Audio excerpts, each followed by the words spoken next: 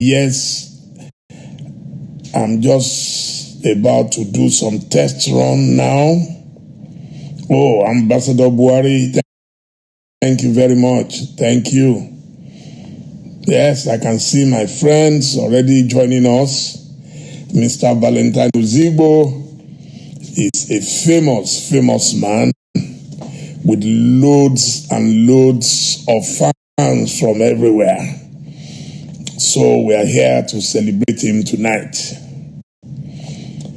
Mr. Valentine Ozigbo, if you can hear me, yes, let's do some quick test run and then we'll see that your internet is working, that your microphones are in order, and that your camera is working perfectly for the video. So, yes, this is just the time for the test run. We still have 2 minutes to go, so give me 1 second, please.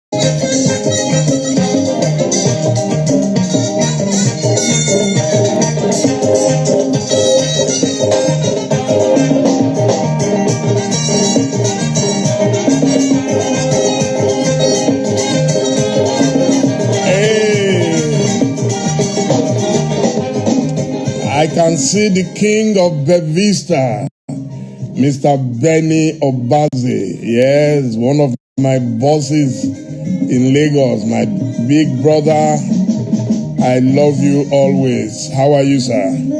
Yes, I have Valentino here already. You see, corporate icon very quickly. That's part of the efficiency. Wow. My brother. My big brother.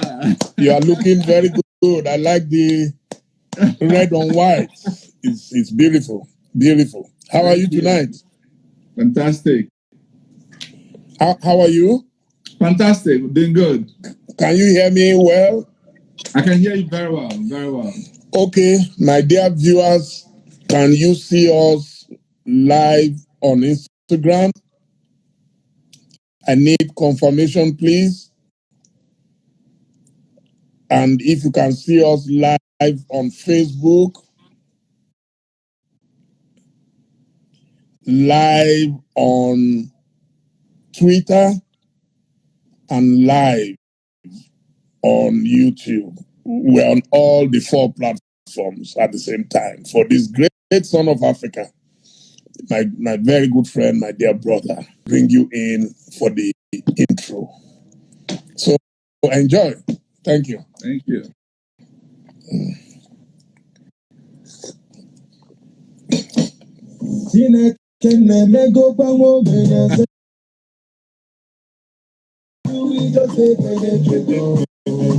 I just want to say thank you. I'm living large, I get them so from my ghetto. Never forget where I come from, not from ghetto. No, no, no, no, no, no, no, no, no, no.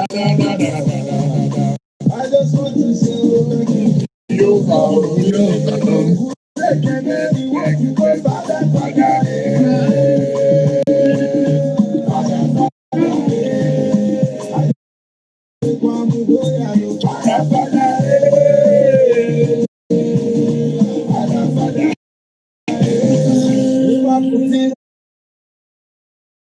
See, I come from East, the end the street, brother, you know.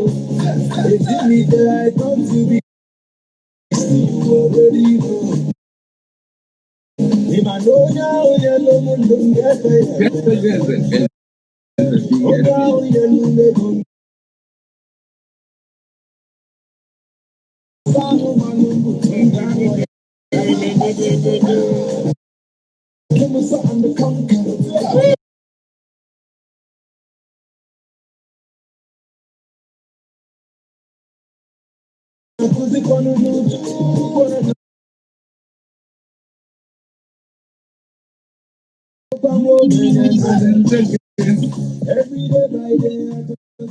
See, because God has been doing it for you double, we'll give you another song on top of that right away. And then we'll come back. Thank you. Yes, you deserve it. You're a good man.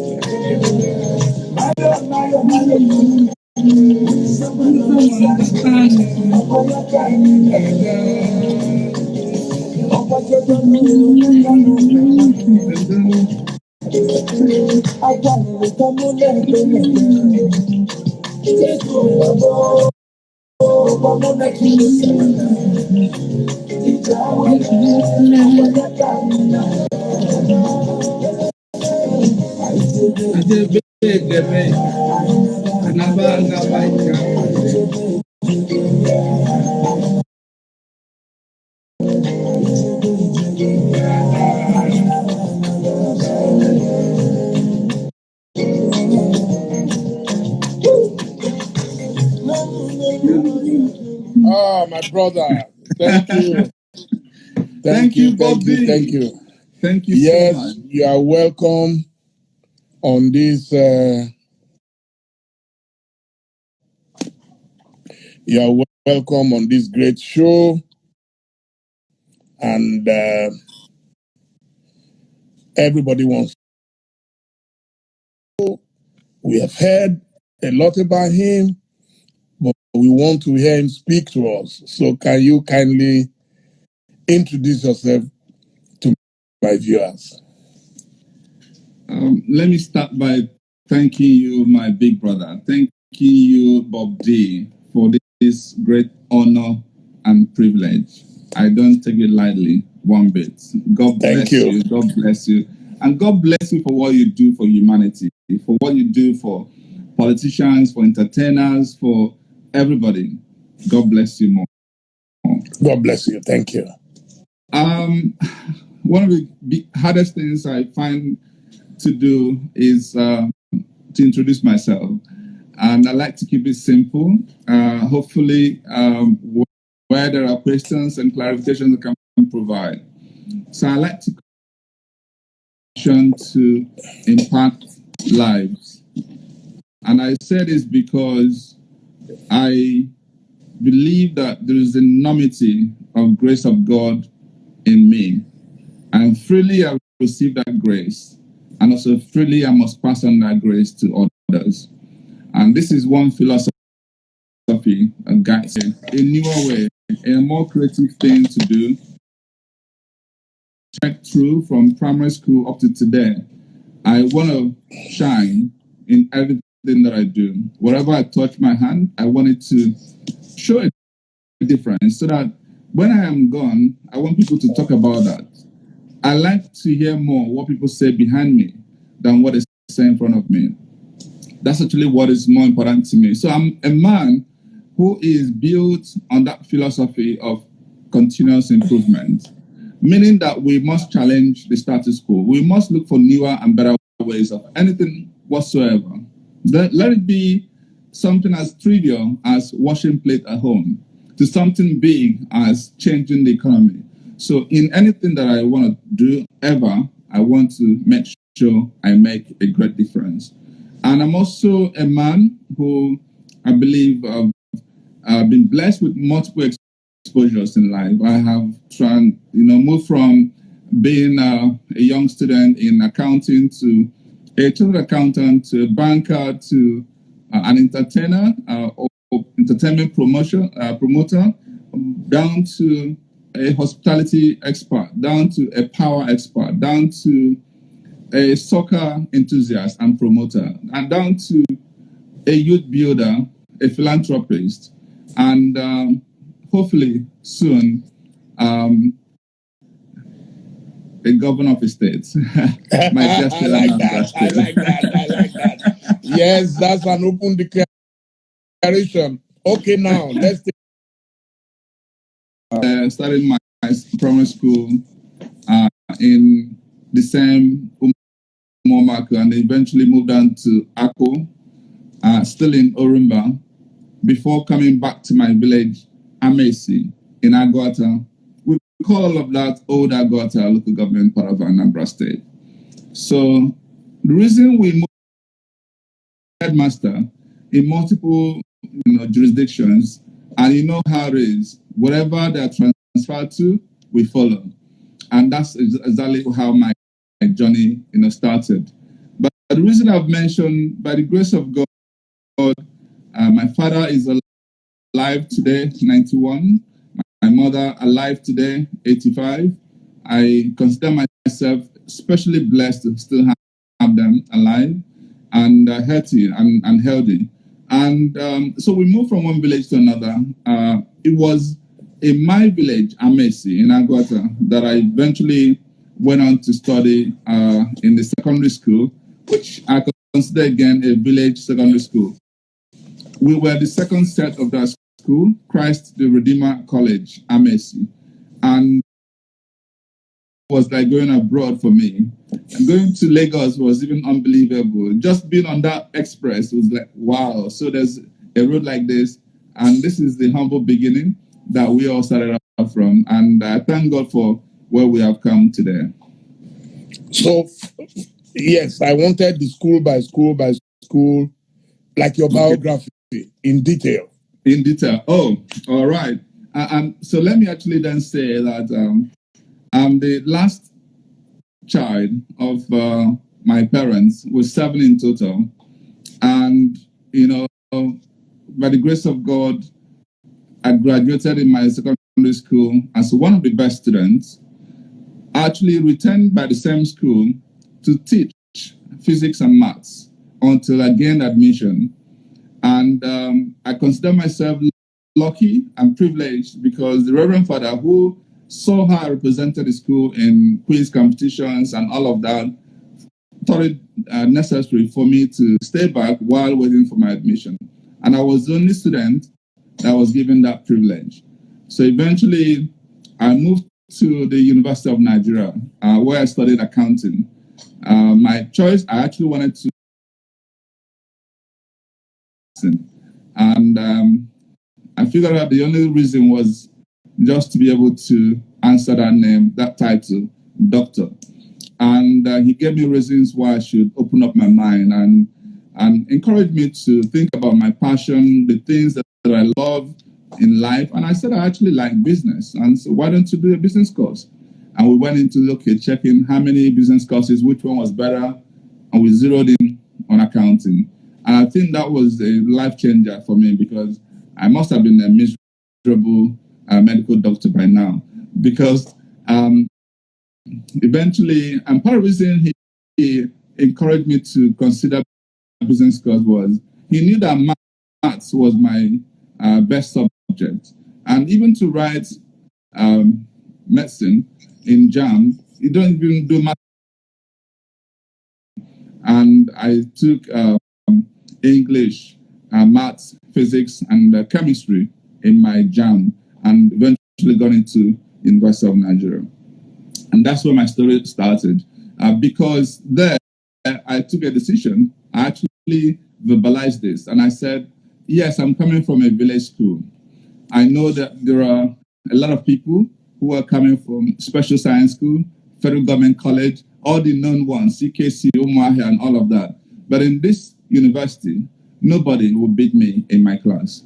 And it wasn't because I consider myself the most intelligent, because I learned early in life, while in secondary school, that if you worked hard, if you focus, if you showed commitment on anything you do, chances are that you may actually even outperform the most talented.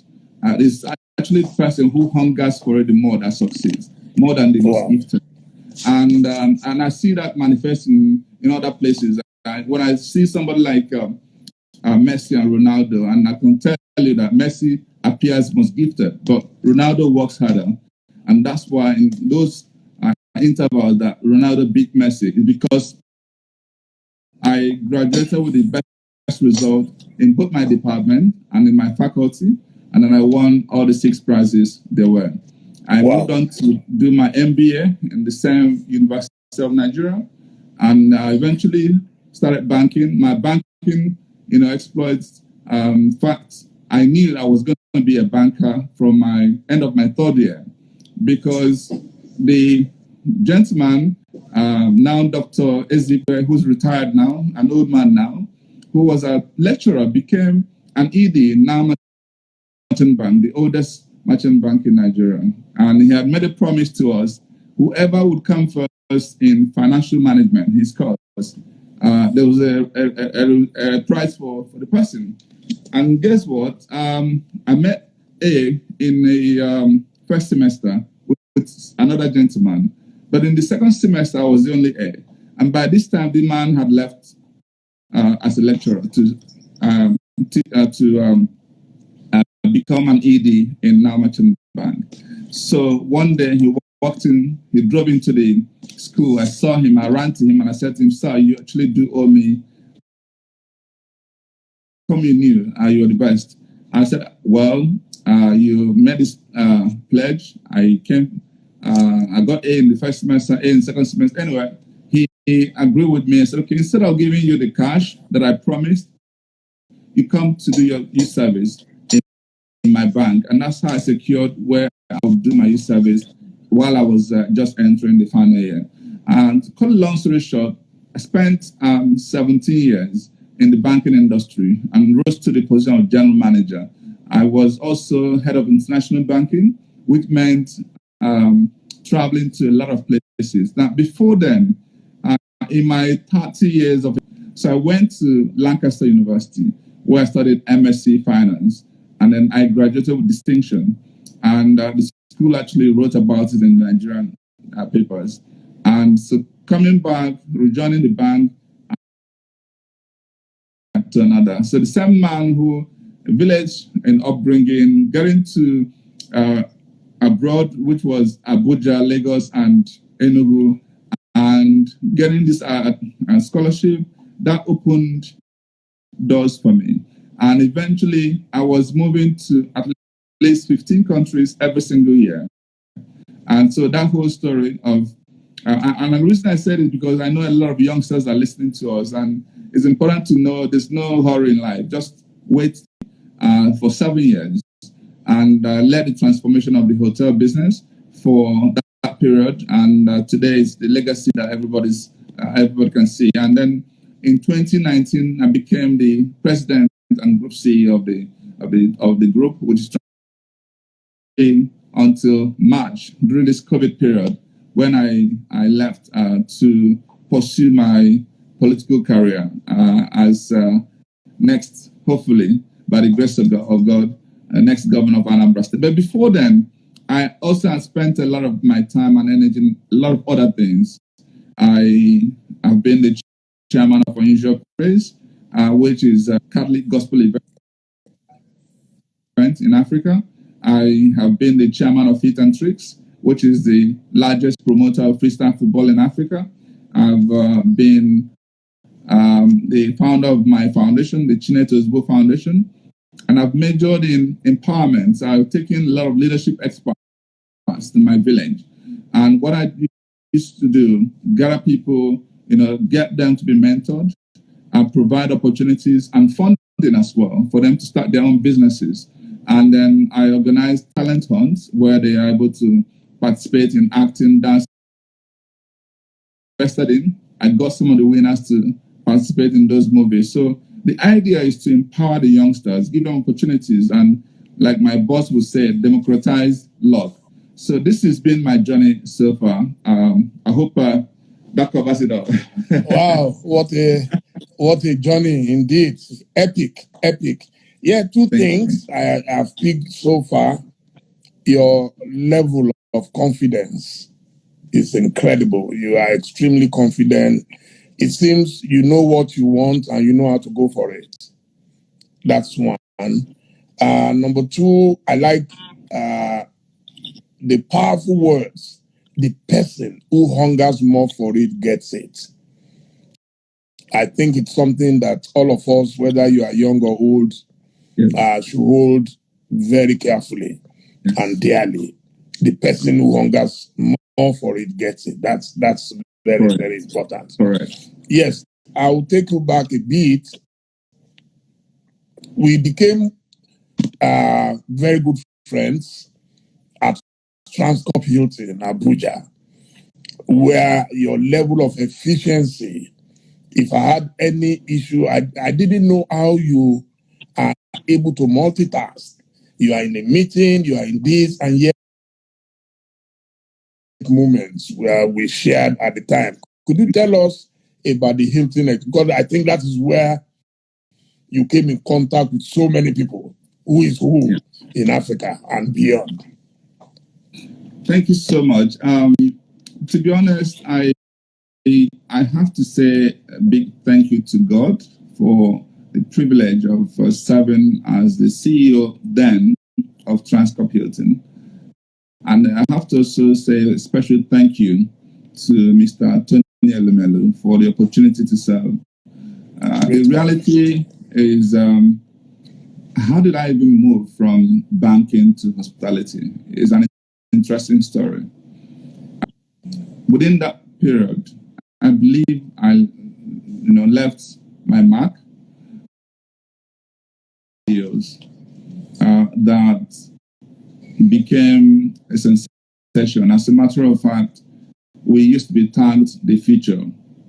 And there's a special group of people that they know that at some point they're going to take over the banking industry. That's how we were regarded.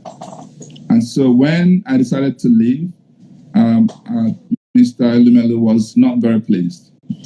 But I took that decision, it was a personal decision, and I moved to another bank.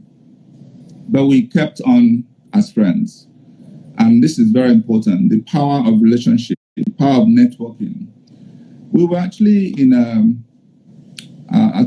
lounge having some drinks, and I whispered to him, as at that time, that was 2010, he was leaving UBA as the CEO because of the what Sanusi had announced. Every CEO that had stepped and taken up to 10 years would have to hand over. So he was already making an encroachment effort to buy a substantive stake in Transcorp. And so I said to him, from another bank, let me know. If you're looking for good hands, let me know. And that was it. We had our drinks. We said bye-bye. The next week, I was getting ready to travel to China for a holiday. I was taking my entire family for the first time. I've been to China several times, but my family, they always wonder why I used to talk about China. And so let's go and explore it. And I was actually entering my car. I got a call to see him. I had to excuse myself. I'm sorry, I may not be able to come because I'm on my way to the airport. If I stop over, I would miss my flight. But he persisted. I said, okay. I told my wife and my kids, please go on. What may have to happen, I'll take on the flight. I have my friends, my schoolmates and all that. They will receive you in China. I will come the next day. Let me go and answer this call. And behold, that call was actually a board meeting of Transcorp.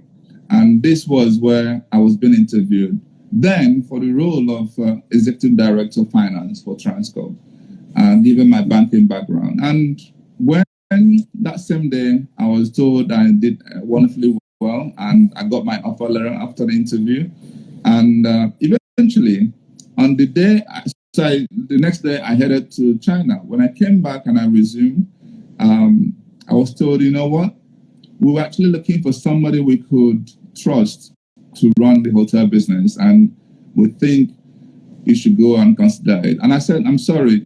I interviewed for ED Finance. I'm an accountant. I'm a banker. This is my strength. I know nothing about hotel. My family is in Lagos, not Abuja. Anyway, I got into Transcorp Hilton. And guess what?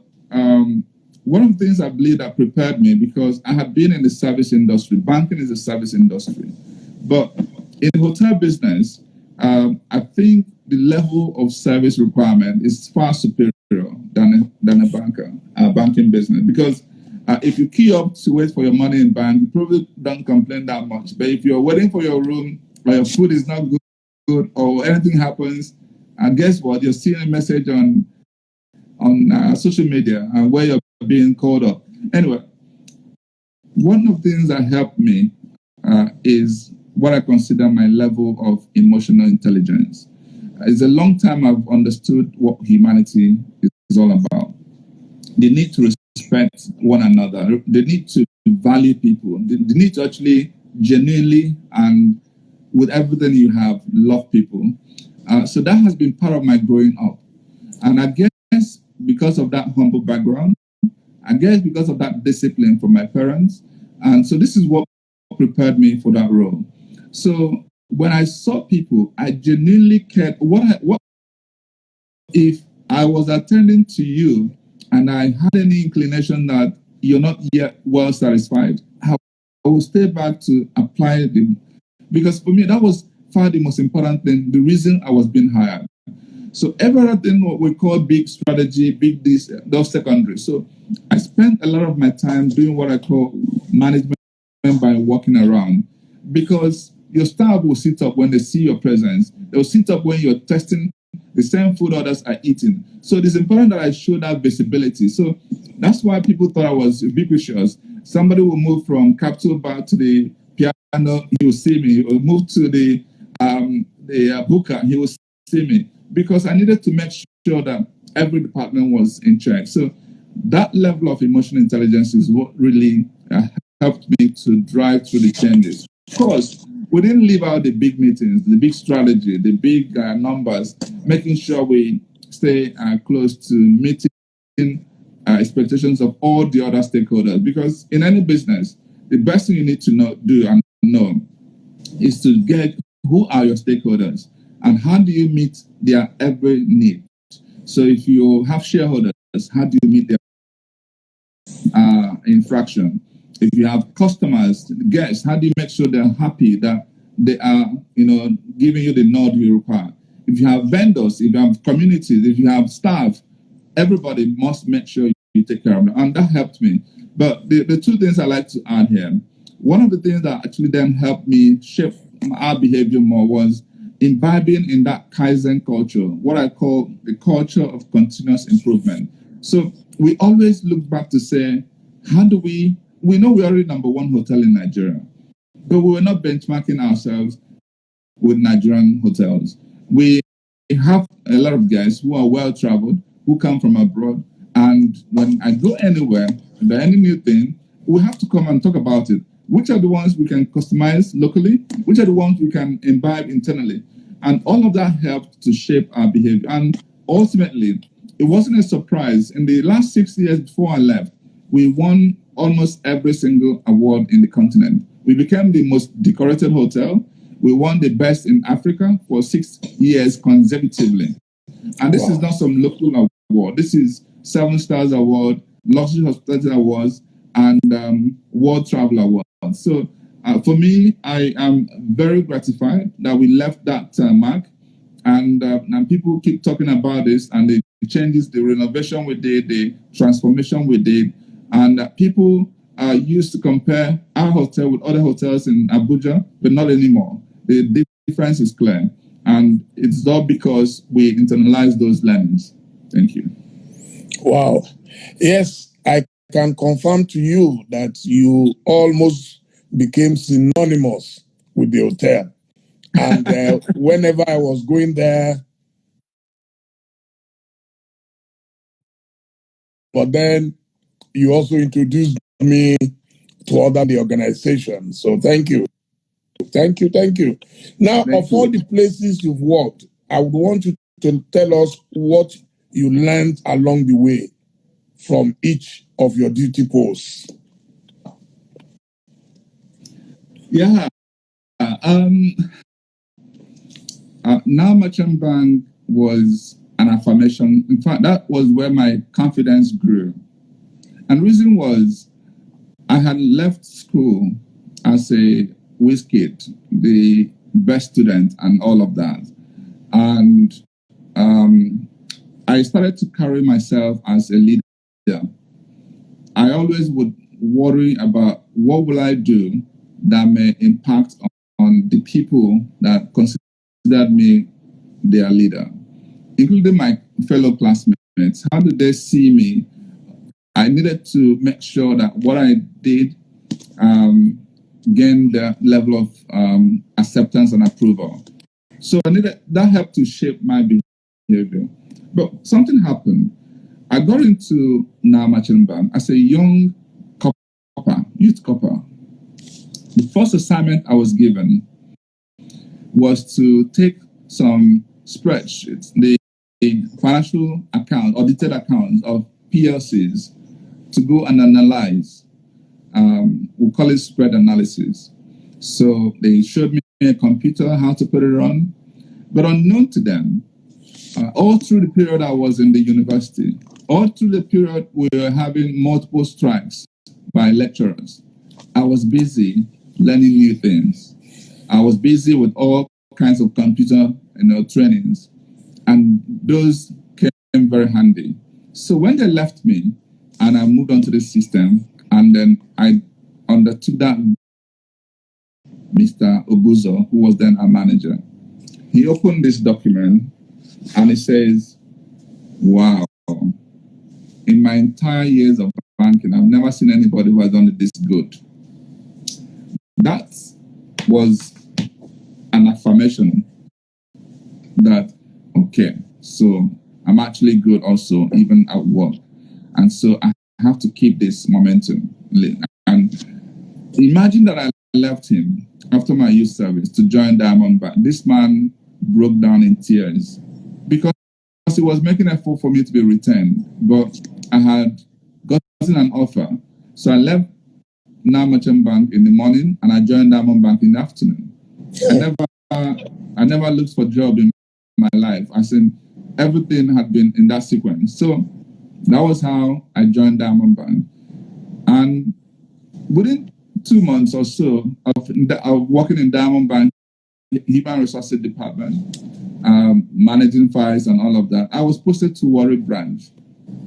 I thought that was the most wicked crisis. And there was nothing I didn't do. I looked for everybody I knew who knew Mr. Pascal Dozier to call in to change this posting that I'm not going to Warri or I'm resigning. Eventually, I had no option and headed to Warri. I didn't realize my blessing was awaiting me there. I moved to Warri in May. By December the same year, in fact, the surprising thing that happened, again, excellence pays off. It never fails. It's almost like saying God never fails. Excellence never fails. I went into Warri and they were expecting 2 staff. I wish my bosses are listening. They were expecting 2 staff. And 1 in marketing, 1 in operations, but they sent only me. Eventually, there was an argument between the 2 bosses. Where would he? And I work in the operations in the afternoon. So every morning, I'll go looking for business, looking for deposit, looking for customers. And then when I come back, thinking you are tired to write your call memo, there are heaps of entries you have to pass and book. And guess what? I became so good in both, to their surprise and amazement. And so when in December, within 6 months of my joining Diamond Bank, they asked every branch of the bank to vote for their best staff. Warri branch voted me as their best staff. And coincidentally, the same branch became the best branch of Diamond Bank that year. That's how I became the best staff of Diamond Bank within 6 months of joining. And again, I continued on that trajectory. So I learned hard and just be the best in whatever it is that you're doing. So, and after 5 years, I became a branch manager in Continental Trust Bank in Warri. I broke even within 1 year, and I thought after 6 years, I should be done with Warri. So when I saw an opportunity to join FSB, Mohammed Hayatuddin, in Abuja, I took that opportunity. That's where I was when I saw the opportunity to go. I was visiting British Council, and I knew about the Achievement Scholarship, and I applied. And then from there, I headed to England. And then when I came back, something amazing happened. How did I meet Tony Limelo? Again, another interesting story. I had just arrived November in 2004, and a friend of mine took my CV to him. By the time he saw best staff, best distinction, eventually he wrote to his one of his colleagues, please interview and hire immediately. So he hadn't even seen me. He had already written on the CV, hire immediately. And so for me, when I got to this gentleman, Bumi, and he was interviewing me, and I saw his just agree my time. So, and that's how I joined Standard Trust Bank, that then coalesced to become UBA at that point, 6 months after. And we went through that transformation, learned a lot of our new things. And because, again, of my having returned from England and the network I was now operating with, And that's how I became the head of embassies and multilaterals, head of offshore liaison, head of international banking, and eventually head of global transaction banking. And all of this happened within 4 years. And we opened a U.S. embassy account. You can imagine and living what that meant. It is something that UBA did for me. That opportunity to move around the world, move to almost every country in Africa. You know what I meant? It meant going to meet some presidents, meet some regulators, because to open a bank requires those levels of meeting, requires you have to prepare a business plan, engage regulators at that point. It requires that you have to engage real estate people to find the head office, interview staff, integrate the IT, and then you do all of that because you have to make sure you situate the bank in a place of viability.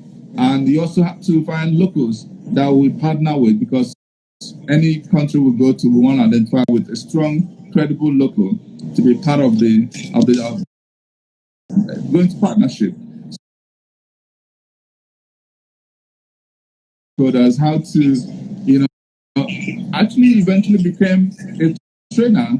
I was teaching altogether, I think I must have trained over 1,500 bankers, because we started operating banking at a much superior level where you have seen it all. Because when you are in a meeting with a CBN governor, a central bank governor of that country, and they're asking you, what are you here for?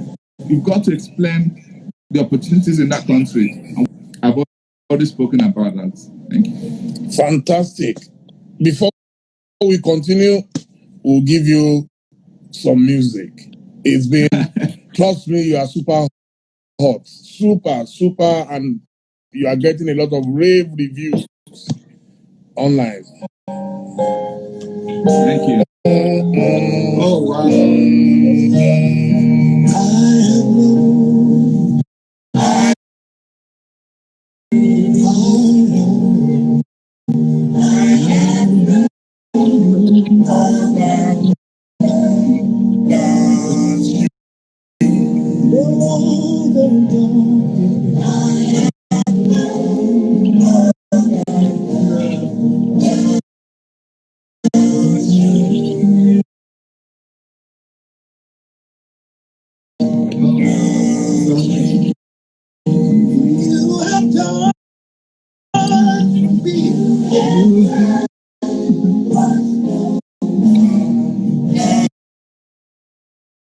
You have done me. Jesus, you have done. You have done.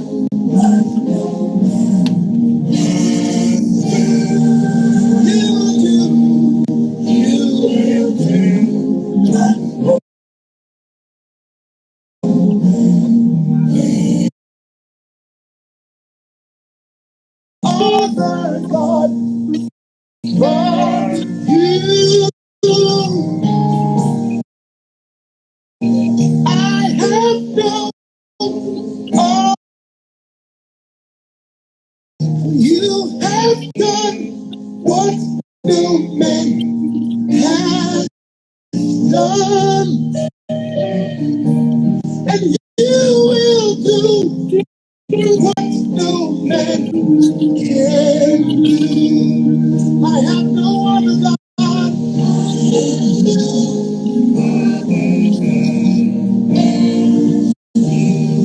I have no other.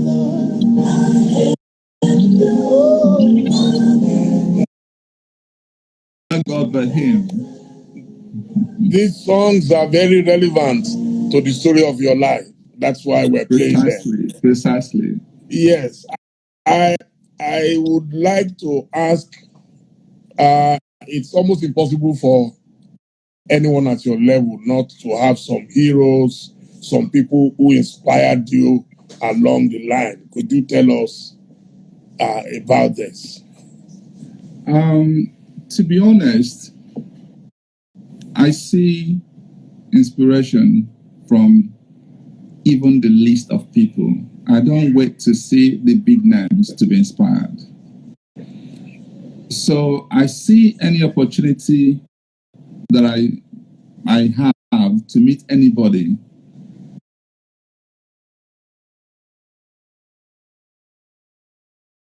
The person. Number two, leave that person with a positive impression of me.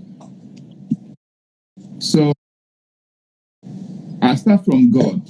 Jesus Christ is my number one hero. I think about my dad, who I looked up to. I never wanted to disappoint. I think about my eldest brother, who counseled me, provided guidance, and I looked up to him. I just wanted to be anywhere close to what he had become, because he was the first, I was the last. He had, gone to Cranfield University to study aeronautic engineering, had gone to Russia on scholarship. He was up there, and I was just a secondary school guy. And so it was such an unfortunate thing that he was part of the socialist. He had worked in Ajabuta Steel Company. It was one of the foremost engineers in Nigeria, but he's passed now. But he made the greatest impact in my life than any other person before I grew up. And then when you talk about my career, all the great leaders I've worked with, they had all inspired me. From Pascal Dozier to Francis Atuche to Muhammad Hayatuddin. But the greatest of them all is Tony Elumelu. I call him an enigma. As nobody can compare with in terms of somebody with resilience, hardworking. He doesn't sleep. And there are people you look at and they just say, you know what, you give up. You can't be them. And just be the what you can be and you move on. But on the other hand, also, I derive a lot of inspiration from a lot of, governance. I believe that what someone like His Excellency Peter Obi has done with his life, from moving from corporate world to politics, and today, if you ask me, the best governor that ever existed in Nigeria, I'll call him. So I derive inspiration from someone like that. And there are many others. But the point I'm making here is I don't wait to get big names. I don't read a lot of biographies because people lie in biographies. They only paint the right pictures you want to see. But when I pick up any of those documents, I look forward to how they solve their most difficult problem, how they almost went bankrupt, how they almost committed suicide, and how did they turn around. That's the part that I want to see and hear. So when I engage people, I want to respect their individuality, and I want to pick something I can learn, because we are all unique. We can't be the same. When you have value for humanity, respect for humanity, that you can actually begin to get inspired truly by those humanity. Yes, just as you learn from people, I believe that you also get enriched through travels where you go and things. Could you talk to us about what you've picked up, and if and when, I would say when you become a governor, by the grace of Almighty, the things that you've seen elsewhere that you are really this is getting to the meat of our conversation, which I like to take my time to explain. In my wide travels, I have learned the good, the bad, and the ugly. I've learned to, wonder if something is wrong with us as a country, Nigeria. If name we are called, when Peter Bota spoke about the blacks, they can't organize, leave power to them, they'll kill themselves and live. and we begin to act in that manner as if we're destined for doom. I've also seen brilliance among our people when I travel. I see people who inspire me. So, wow, so we have people like this, they exist. But how come collectively we can't achieve anything? I have seen all that. And that's actually where the thought process of how can you make a change, started. Even when I was going for the Achievement Scholarship, the most critical question they always ask you is when you go out there, when you have been developed, when you've been trained, and you need to tell us how you want to impact locally. The essence of Achievement Scholarship is for you to travel abroad, experience life, come back and impact the local environment. And so discipline, law, the magnificence that we see on the continent, not just Nigeria. How we haven't really added much to humanity compared to other races. How, people who share similar stories with us have moved on.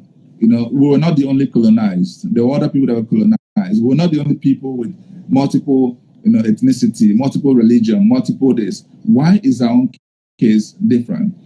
And even among us in Africa, when you start to look for shining stars, the examples, you hardly find.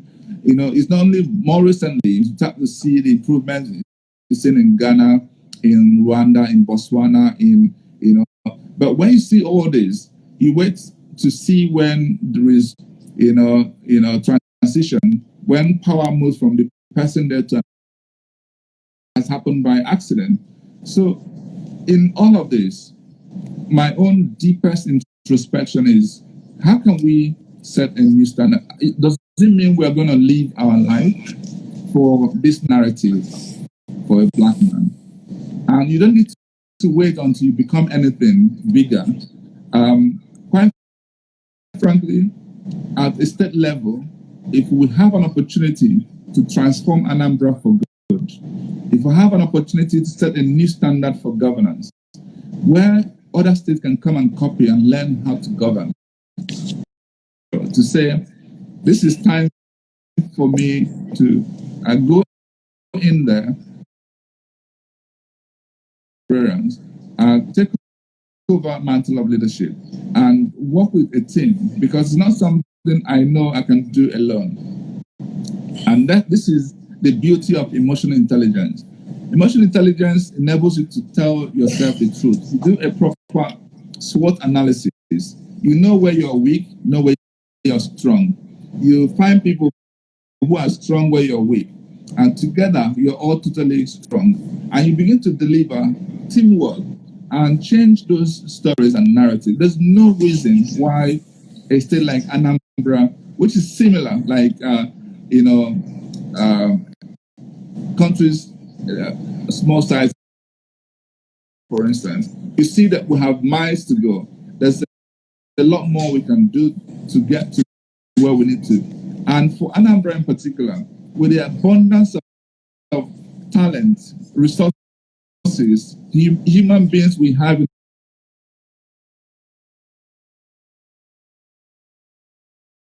and this is the task that I'm giving myself and my colleagues and my team. Now let's go and rebuild our state for good. And that's, for me, the greatest learning from my travels, from my wife, even better, because I feel that we are made for greatness. I feel that a black man needs to change the story. We want to be the ones that where people are begging to visit, not us queuing up to travel to other countries. We want to be where they come for music, for entertainment. Why can't we be the engine room for new research and technology, where people are learning new things, where we are creating, new Facebook, new Instagram, new stuff like that? Because if you think about and I use this word carefully, thank God that because this pandemic may actually be a blessing in these guys. The whole world has been leveled. This pandemic has slowed the fastest growing countries and it's given us opportunity to catch up. Let's not miss this opportunity. This is our time. This is because one thing with technology is that it doesn't matter how long you've been there. It doesn't matter what your infrastructure is. If you do the right things, you can catch up with anybody. Anambra can become the hub for Africa, but if we do the right things, just getting to sit down, articulate your vision, and put in all your energy and the right people, and you can achieve it. So there's a lot more we can do, and if we get it right in Anambra, I feel other states will copy, and collectively we'll get it right. And so sometimes forget about what happens at the federal, all the drag and all of that. Let's fix. As you know, I am a part-time politician. I am not a career politician. I'm a part-time politician. And what I've discovered is that to be a politician in a country like Nigeria, you must be a gambler. Are you ready to gamble everything for politics? I don't think gambling is the right word. In my opinion, gambling is where you do things by chance. And what that means is you think about where you want to be, think about where you are, and then agree what you need to do to get to where you are. And people think we're doing magic in Anambra already. Today, we have the momentum.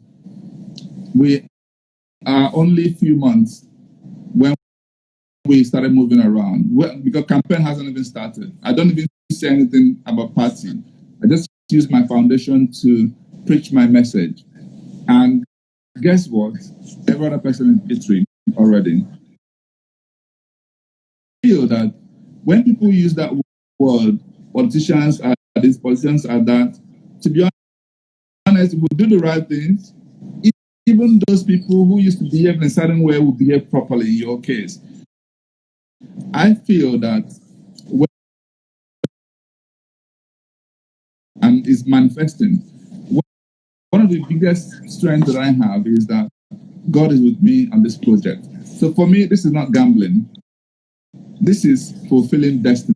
And I'm on my way to that mission.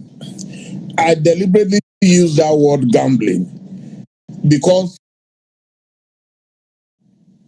key things matter in politics.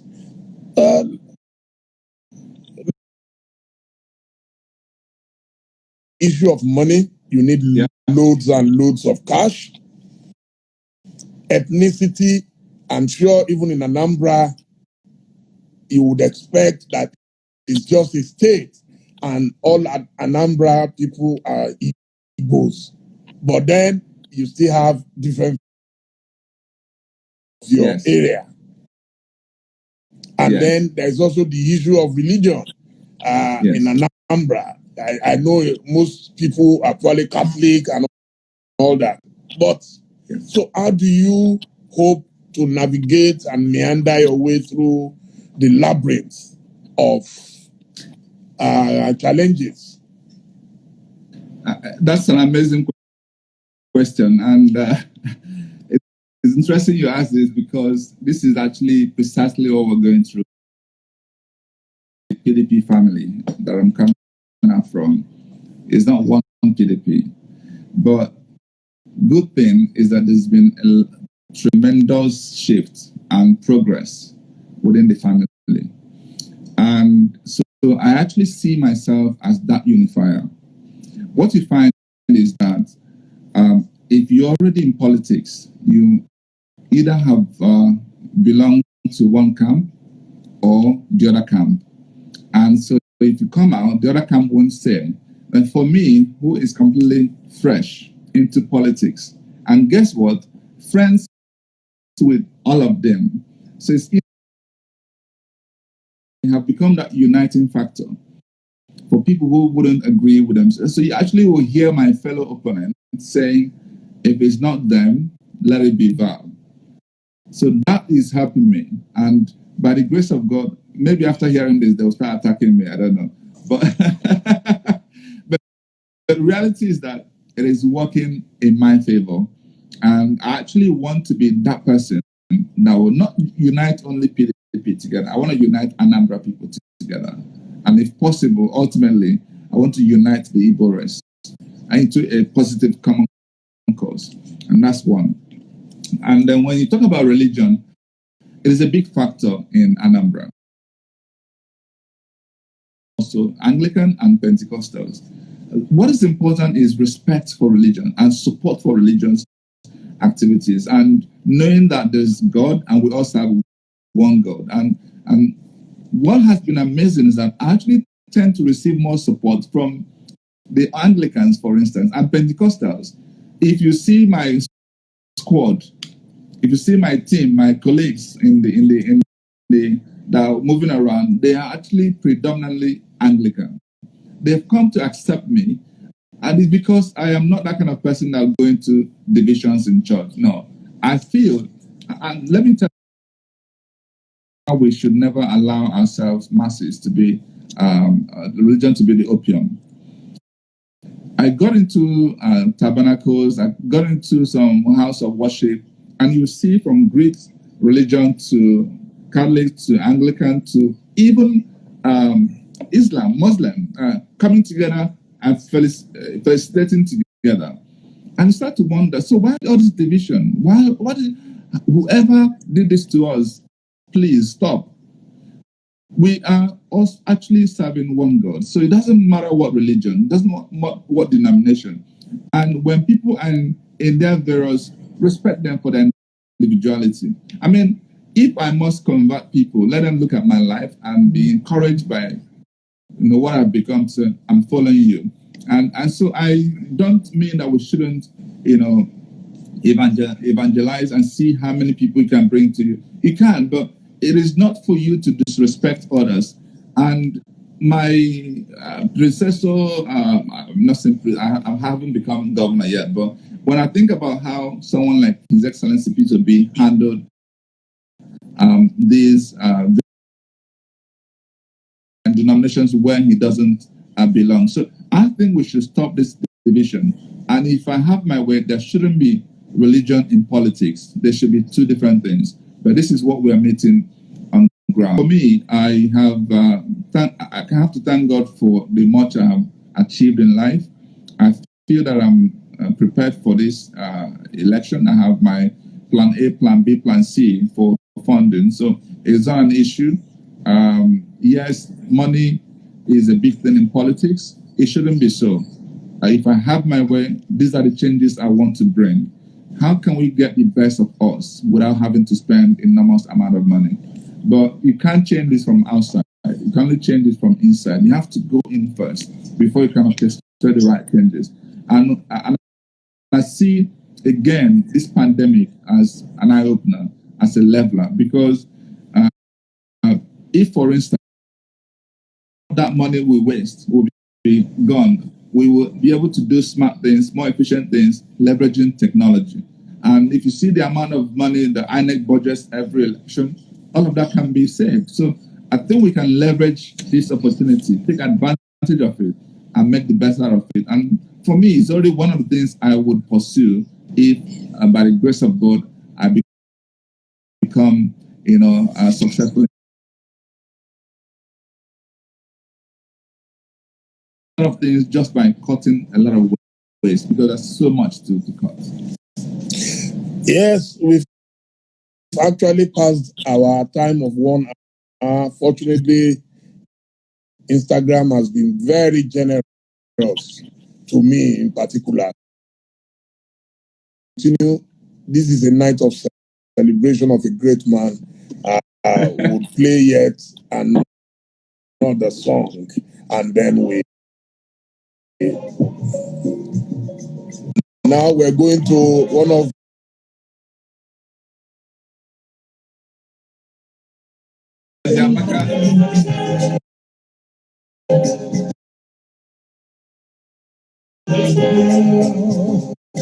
In a budget,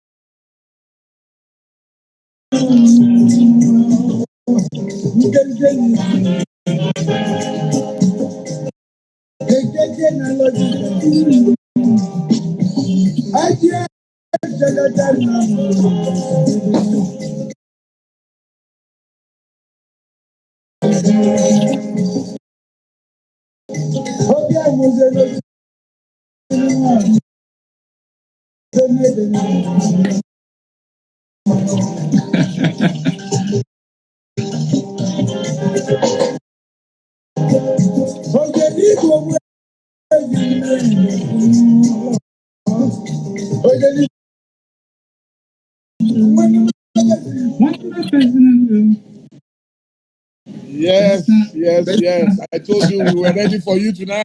We were ready for The legendary Osita Osadebe. Osita Osadebe, legend.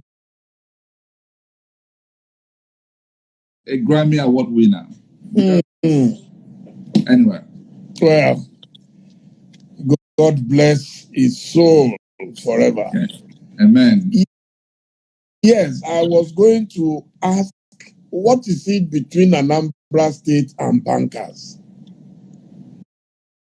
I wouldn't even think of it in that way, because what is actually more interesting is Anambra State and business-minded people, entrepreneurs, people who have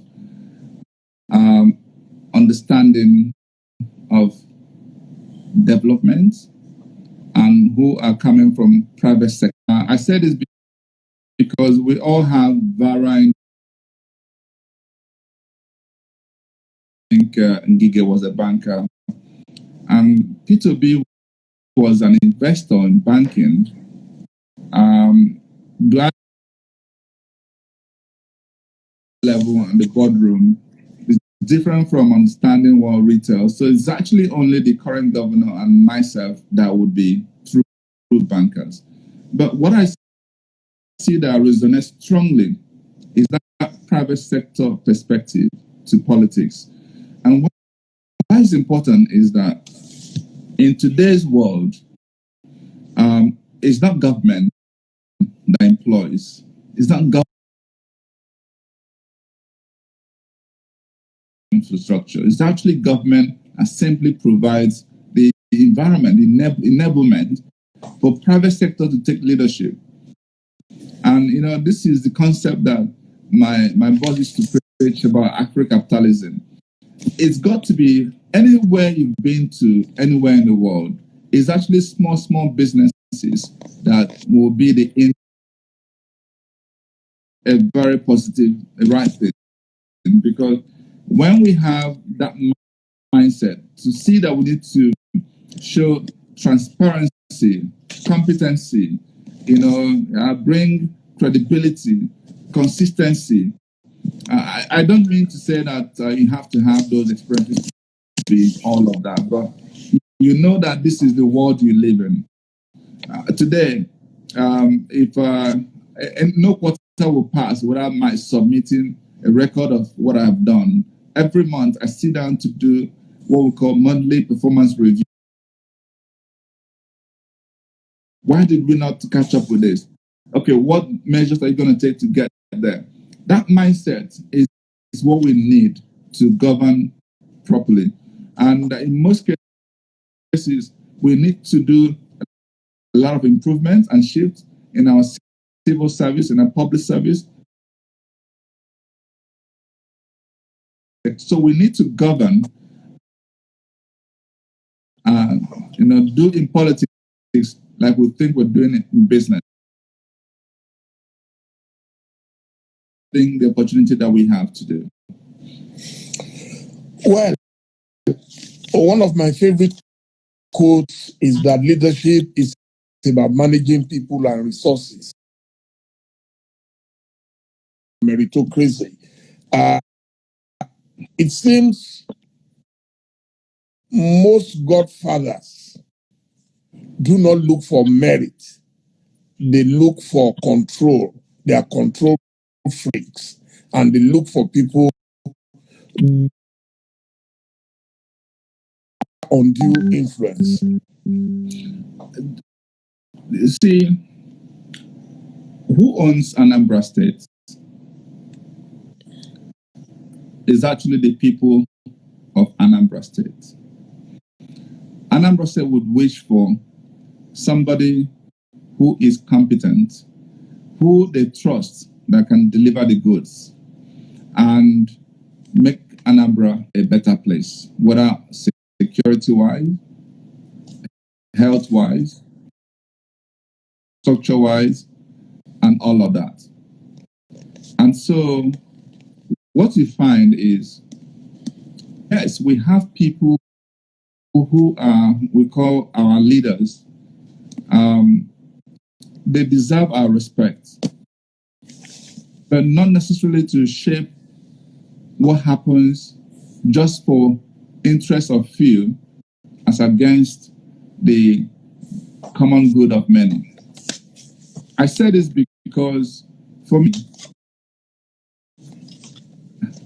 I have a godfather, a bigger godfather, somebody I fear, somebody that would channel my behavior to do that common good. Every other person is a smaller godfather. And so with God, I also want to emphasize respect for authority, respect for constituted authority, respect for elders. These are virtues and cultures we also are known for. It doesn't mean telling anybody going to her, but it means speaking to people with the right courtesy, right respect. So I am that kind of person, and I don't agree with you. I'll sit down with you and explain to you why that perspective is not the right perspective. And together we will agree. Actually, you do have points to make that I have to listen to. Why not? So what am I saying? When I was growing up, I had very disciplined parents. But there were times I would have.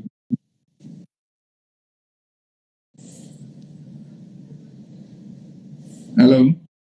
I can hear you now. I don't know why we're having a network issue. You are back. You can hear me? I can hear you. Yeah. There were times, there are times your parents will speak to you and they say, my mom, my dad, I'm sorry, I don't think this is right. I know you're my parents, but why don't you consider it this way? And they see your reason and they get to my parents. So godfathers will have no reason to worry for my case, and they've seen that reason.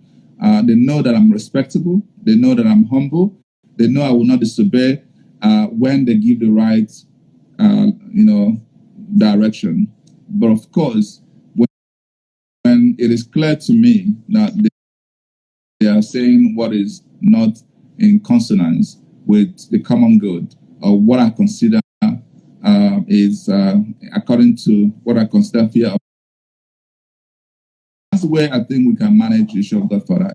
And in Anambra, I thank God that we have people who are credible, responsible as our leaders. So I believe there's not going to be an issue whatsoever. Now I think we're getting close to the end, but again, still on the issue of your Have you factored stomach infrastructure? No choice but to consider that.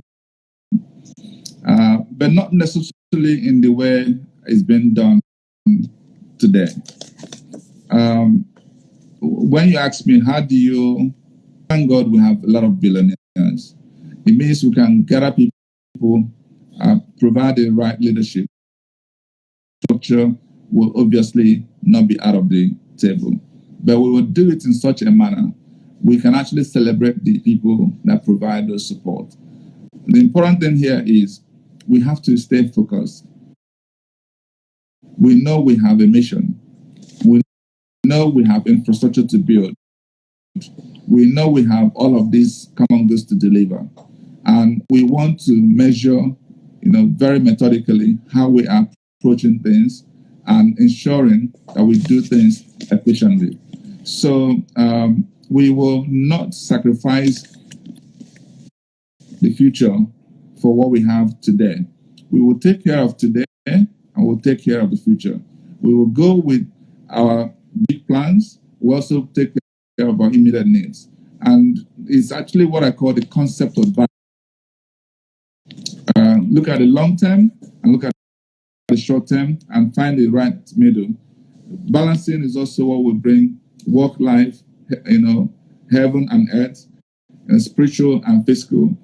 All of that, when you find the right balance in your life, you're truly happy. And I want to write that book to help younger ones when they are in their moment of decision. What are the factors that they bring together to help them in taking the right decision? The decision that will not just make today a sacrifice for the future, or the future a sacrifice for today. Because if you focus too much on the future, you may die today. If you only focus on today, there won't be any tomorrow for you. How do you find that trajectory that can help you recognize both the present and the future? The same thing we do. On this note, I must say a big thank you. I'm sure we're going to have more of you on this show because I can see a lot of young people don't want you to go. I'm reading all the comments and it's been very, very positive. So I wish you the best of luck. And thank you, my brother. Thank you. Thank you so much. Thank you. God bless you.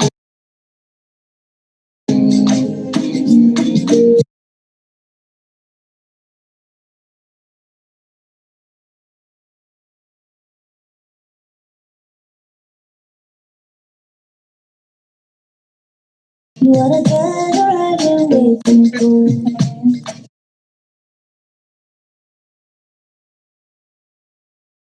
For the day when I can finally get you. You don't say everything I pray for you. Oh, yeah.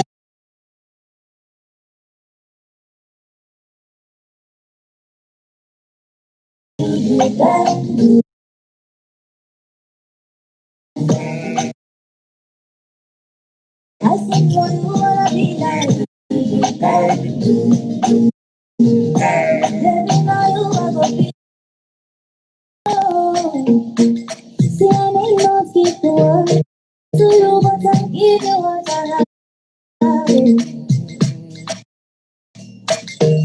Oh, baby, oh, you are my Achilles. Oh, do my life, baby, oh. Share you love.